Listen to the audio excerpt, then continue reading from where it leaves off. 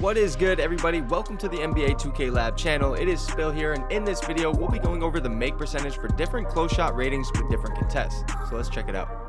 We wanted to test the most common thresholds at 75, 85, and 95, and we also added 65 just to see a lower rating. For this test, we went up against a defender with an 80 interior defense and a 93 block and went through a few different scenarios. We could have tested at a 96 close shot instead of a 95, as that's the threshold for Hall of Fame fast twitch, but we wanted to keep the ratings in increments of 10 just for accuracy purposes. Now, the first test we decided to look at was contested close shots with user timing off. We did this against a defender playing tight defense, giving at least a 20% contest. Now, looking at this graphic, you can see that these are poor shots no matter the rating, and even with a 95 close shot, the make percentage still doesn't even crack 20% in this scenario. So a higher close shot rating doesn't really help with heavy contests, so we tried doing the same test but with a lighter contest rating. The contests from this test range anywhere from open to 15%. Now, as you can see, the make percentage does go up, but even with lighter contests, the results still look pretty bad, as evidenced by the 95 close shot rating not even being able to reach the 40% mark. And judging by these last two tests I just showed you guys, the close shot attribute looks pretty bad at this point in the year. But both of these tests were done with real player percentage, meaning that user timing was off. But 2K actually put a slight emphasis on user timing for layups and close shot this year, so we decided to do the same exact test but with user timing on to see if it would provide a boost. Looking at the heavier contests with user timing first, the make percentage sees a significant boost with a 95 close shot rating hitting at a 57 make percentage. That's almost a 40% higher make percentage compared to no user timing in the same exact scenario. Now, as we get to an 85 close shot rating, you should be able to make some heavy contests, but it's still not ideal and we still don't recommend it. Next, we take a look at lighter contests with user timing, and these results actually look insane. If we take a look at a 65 close shot rating with user timing on, we can see a make percentage of 51%, which is actually crazy for that low of a rating. An 85 close shot sees a 78.5 make percentage, and a 95 rating goes to a whopping 88.5 make percentage.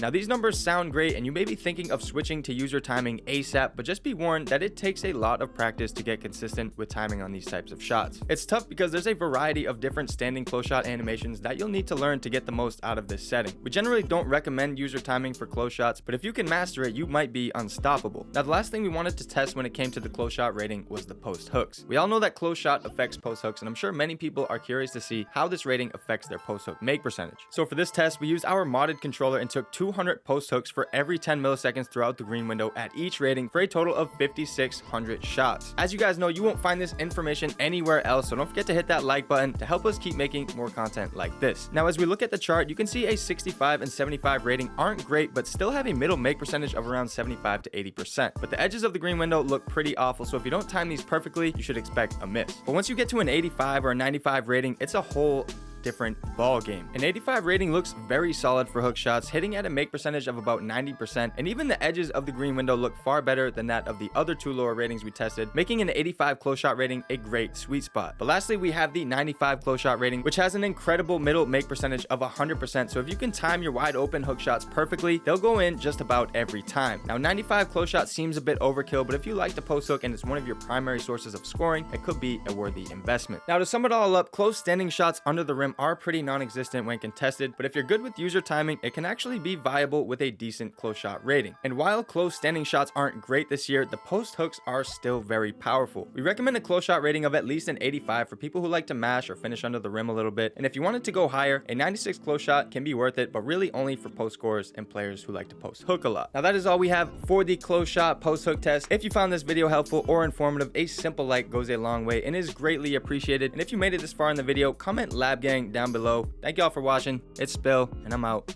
Later.